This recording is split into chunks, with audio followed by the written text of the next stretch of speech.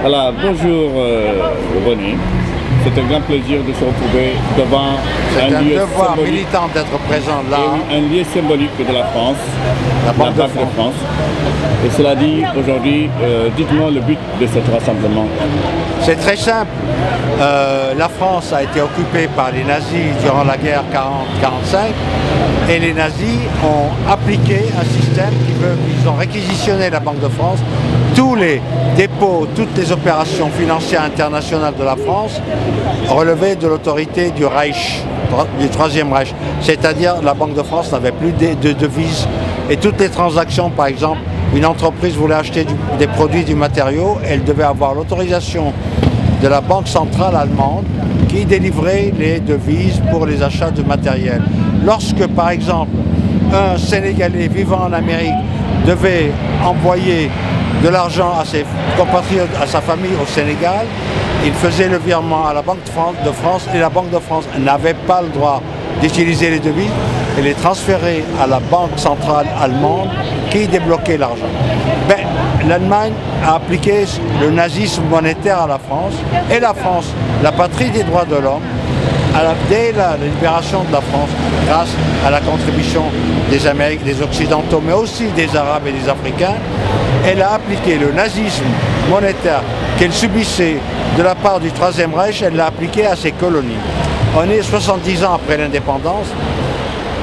Toutes les colonies d'Afrique anglophones se sont libérées, elles ont leur propre monnaie, aussi bien le Nigeria que le Ghana, que l'Afrique du Sud.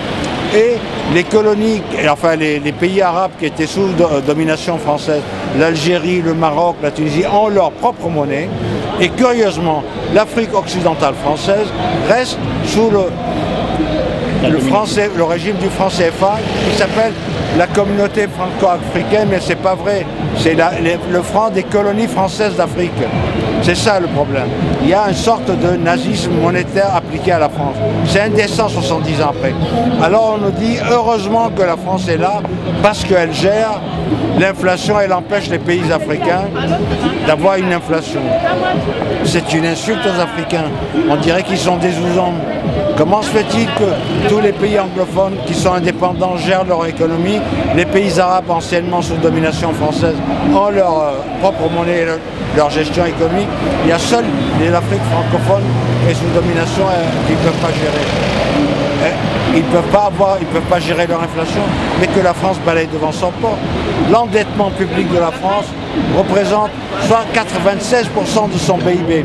C'est-à-dire qu'il reste encore 4%, même pas, 4% pour qu'elle soit en faillite. Ça fera 100% d'endettement. Aucun pays au monde n'a un tel degré d'endettement. Alors il est temps. Il y a eu dans la foulée des indépendances, la Guinée équatoriale, dictature équatoriale hideuse. Elle était dans le franc CFA. Elle était portugaise, mais elle était dans le franc CFA. Mais lui, là, malgré tous ses défauts, après tout, il s'est rendu compte qu'on était en train d'exploiter l'Afrique. Il a quitté en 2019 le système du franc CFA. C'est un indicatif. J'espère que les autres pays africains, quand même, il est temps qu'ils se libèrent pour assumer.